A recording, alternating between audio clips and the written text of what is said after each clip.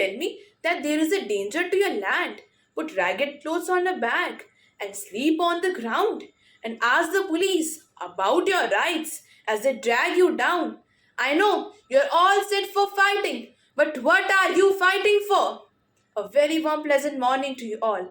I am Sachneet Kaur from Somasandas Public School, Fagwara, studying in plus one, and today's motion is right to protest, harmful or useful. And my stance is right to protest is harmful, and I strongly believe in it.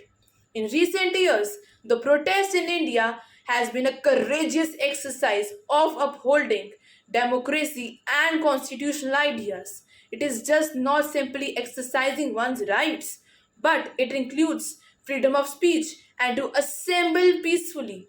Underline it, my dear friends, to assemble peacefully. Is it happening in today's world? No, not at all. It is now used as a very dangerous weapon, a very harmful weapon. Nonviolence is the highest ethic of all evolutions. Until we stop harming other peoples, we are still savages. My opposition might end up giving a statement that protest is democratic. How? Because raising voice is not prohibited, but taking it as granted is worst. And you can ask me, how? To provide damage to public properties, private properties, and to attack people who are just moving to their jobs. Is it democratic? No, not at all. Protest is right, but violence carries consequences. And the few examples are Citizenship Amendment Act, Triple Talaq, Judgment on Ram Mandir, abrogation of Article 370. All four were lingering issues and all four invited violent consequences. The protest provides harm to ordinary people. It vests interests of some people. It provokes government and challenges law and order. It creates unnecessary chaos.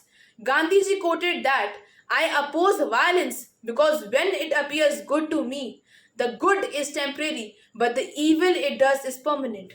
This is true that we should never be afraid to raise a voice against injustice and should have compassion to fight against greed.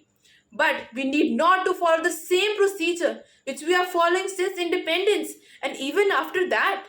The word said by Rumi is well explanatory for my thoughts.